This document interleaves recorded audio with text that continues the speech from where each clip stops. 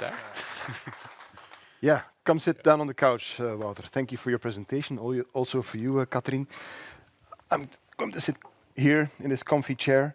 I have a couple of questions. If you guys have questions, don't hesitate to pose them. There's a microphone going around somewhere, but I have first of my own first off.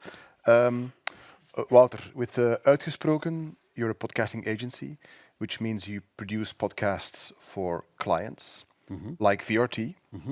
Zot Schoon is one example, and Club Net is a second one that you've shown on your slide.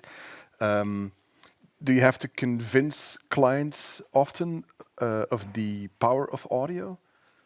You described it as we discuss with them if their topic is a good idea for a podcast, but do you have to convince them of audio? Generally, no. And in fact, we still don't have a website at Uitgesproken, and the reason is that we're producing so much that we just don't. I mean, there's a website ready, but we should update it. And for 2 years it's been there. It's lying around, and that's because we have so much work. So and people miraculously find their way to Uitgesproken. And generally what happens is that you would have one communications director or a marketing manager that's a huge podcast listener and that's in love with the medium, and then says, okay, can we do something with that medium for our brand? And then we'd have a conversation, and generally they're quite convinced about the power of podcasting, but the discussion that we then sometimes need to have is what makes a good podcast, because not every idea is going to make for a good listen, and some ideas are better as a newspaper article or as an Instagram video, and that's generally the conversation that we have. This being said, the fact that it's often a fan that's introducing the medium to the company, and obviously at VRT that's a different story because we're all in media. But if you'd have someone, for instance, at a bank or an insurance company who's convinced of the power of podcasting, it doesn't necessarily mean that the whole organization is convinced, and it's generally someone sticking out their necks, which means that it's quite an interesting relationship that you build, because it's a very intense collaboration. There's no such thing as, okay, we commission a podcast and then go ahead and we'll see each other in 3 months. No. You have weekly status updates, and it's quite intense and quite rewarding, actually. Catherine, how does the commissioning work from VRT's side? Because now we have an audio team. We've pulled away the radio station branding from the podcasts, and we now publish everything under the VRT Max moniker. So you're now in a position to commission content, which you've done here, obviously. How does that work? We have, when we first started, we got emails with podcast ideas like, hey, I heard you guys are there, here's my idea. And there were a lot of emails. Internally, you mean, from VRT? From everywhere, from external people who heard about there is some people now working on podcasts, so this is where I have to send my idea. And there were a lot of emails from everywhere.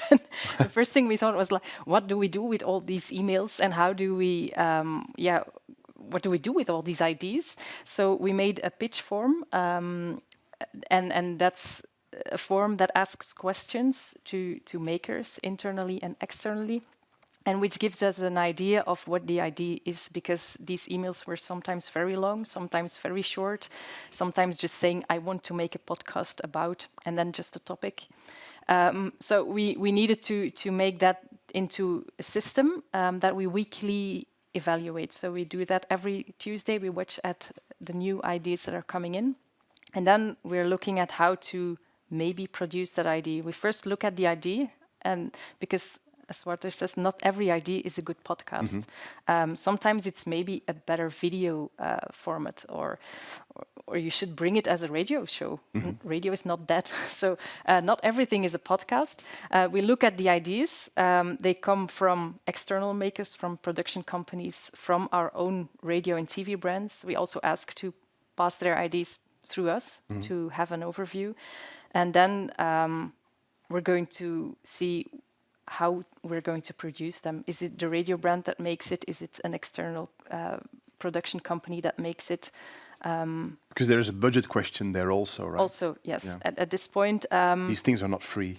No, podcasting is not free, and it's also Quite costly, actually. it's quite costly, and people see this as a new opportunity to explore things that they always wanted to do, and they maybe want to make some money out of it, but the market is not there. That it's not the market where you can find the big money at this at this point. So we're looking very carefully at every idea, and yeah, to see if it's a rewarding idea. Yeah. In one of your slides earlier, you spoke about the transition from VRT Nu to VRT Max, the app we currently have, which is the one place to go for all things VRT, video and audio. It was a video only app before. Now audio is in there as well. Audio still needs a little bit of work, doesn't it? In VRT Max, it's it's still you can listen to radio and podcasts, but there's some extra steps are needed, I think. You know? Yes, we launched VRT Max, but it's not that we stopped developing the app. There are some steps we really want to make. Like on VRT Max, we really want to service the young audiences. At this point, it's not possible to download a podcast, and if we know young audiences, they don't have a lot of money, so they want to download their content at home and then go out. So that's something we're working on. Also, the CarPlay app is something we're working on. So it's not that we launched an app and then stopped and now looking at it. No, it's in constant development, yes. Yeah. Wouter, you're now at Uitgesproken. Your most recent journalistic history is the Standaard, at which point we have also met during a project on podcasting that we did together. So I've seen the rising of the podcasts at the Standaard. You've been at this small venue, didn't you? Yeah, I've been there. I've seen it. I've heard the buzzing. Yeah. I think I recall that. Can you describe how that was back then for the Standaard to evolve from a newspaper and also an online news site, obviously at that point, to also producing audio? Because Mediahuis, your parent company at Uitgesproken, but also at the Standaard, also has radio stations. So there must have been some audio there at that point, no? There are still radio stations. There's Nostalgie and Energy. But the thing with Mediahuis is, and I think it's very similar at VRT actually, is that there's different brands. And those different brands, they're quite stubborn, if I may say, in going about their own way. I would call them proud, but... Proud. And I was part of the brand, so I went my own way. And I thought, okay, I don't have any microphones, but we'll find out a way to. And actually, before starting the podcast, I had started the video at the Standaard, the online video compartment, and I found it way more difficult in video than in audio, because to our big surprise, whenever we put a journalist in front of a microphone, they turned out to be great storytellers, actually. And in front of a camera, everyone like froze, and they were like, okay, but this is not my medium, and I'm not feeling very comfortable. But in the podcasting studio, that went quite well. One thing that I've worked really, really hard on and still do at Uitgesproken, and I think we've worked together so I can see it, is to make it a really, really nice experience. Because making a podcast is hard work. But the best way, I think, to get your organization to become enthusiastic about audio is to make great things. That's the first thing, to make sure that what you are putting out is never going to embarrass the people that were part of it. It's a really important thing, because in audio, there's no in between. It's either really good or it's really, really awful. There's very little in between. So the really, really awful stuff, you never want to put it out, because it's going to make people not want to do it anymore. So that's the first thing. And the second thing is, in a newsroom, nobody has time. They're all under a different deadline, or they need to be home before a certain hour, or this or that. And so we made sure to have a workflow that was really efficient. And we would say, okay, we need you for 45 minutes. You can trust us with whatever is has happened there. It's going to be really okay. We're going to make you listen before we put out because we want you to agree with what we've done with your words. And you're going to have a nice time. We're going to get you some coffee while you are recording this. And I think that was, and it's, I mean, it doesn't have to do with strategy. It's just, and I think it's the power of the medium, really. It has to do about, having a really great experience together in that studio and creating that moment. And it's something that I think it's quite often overlooked in media production because we're all on deadlines and we all have too much work and we're all tired and this and that. And create a nice environment, and I think that was really the trick, actually. And the change has worked at the Standaard because they're producing a lot of podcasts nowadays. We have been doing radio for a long time, Catherine. You also have a radio history, so you know this obviously. At VRT, the change is slightly different from the Standaard because we already produced a lot of audio. But I think the change from traditional radio to podcasting or on-demand audio, to put it in a broader sense, is also a struggle here, I think, no? Yes, most definitely. Everyone has great ideas, and we see them coming, but sometimes we notice that how you make a podcast idea is not the same as how you develop a radio show. And that's something we also want to help people with, that a radio show is, you want to reach as much of your audience with your radio show. In your podcast, you make this podcast for one audience, a specific community. How do you reach your community? And it's what Wouter said in his presentation.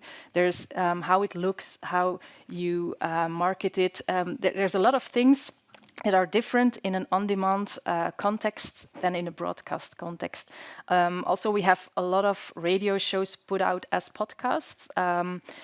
We do that a lot at Clara, our classical radio station. They have great radio shows on Sunday evening about historical events, for instance. And they put them out as podcasts. And after a while, we started analyzing them, and we see sometimes they're maybe too long because a radio show has a certain amount of time you have to fill, and then you just put it out as a podcast. So now we told them, what if you make the podcast first and then broadcast the podcast? Then we have a better podcast, and you have maybe also a very good broadcast show. And that's what they're doing right now. But it takes time because people have worked this way for years, and they think broadcast, which is very logically, but we try to help them with the little laws of on-demand is what we call them. And that's how we try to help them in this change.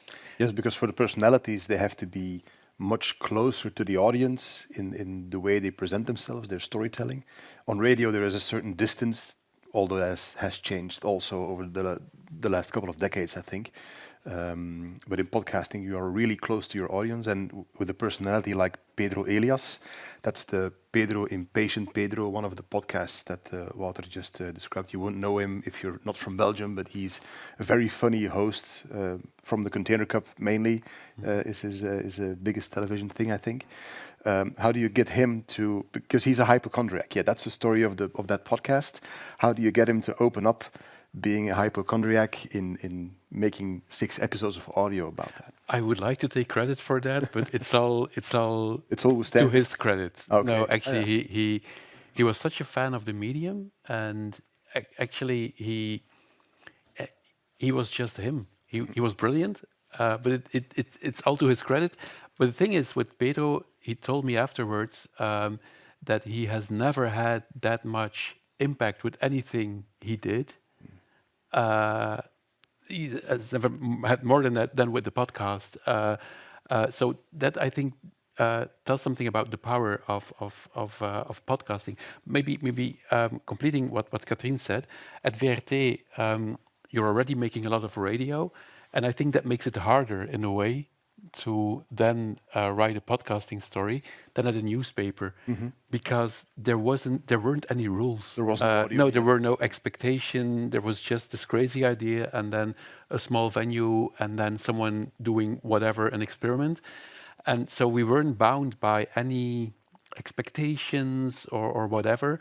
And I think when you're already in a broadcasting company, at a newspaper, to make the analogy, it would be way harder to invent a new way of writing articles, ironically, than it is to just create a podcast, because there is no history. There's just free open space, and you just can go along. I think it was like that 5 years ago. I think that's no longer true today. But when I started out, we had it all, for us. I mean, so that was easy, actually. There's still a lot of growth in audio. It's been declared dead over the last couple of years so many times, but it's still there. So I feel very joyous about this, that audio, which is also my favorite means of storytelling, is thriving. So thank you for your presence here today. Wouter van Driessen from Uitgesproken and Catherine Lakom from our VRT Max team. I've gone over 40 seconds of my time, so in radio terms that is still fairly okay, I think. Thank you.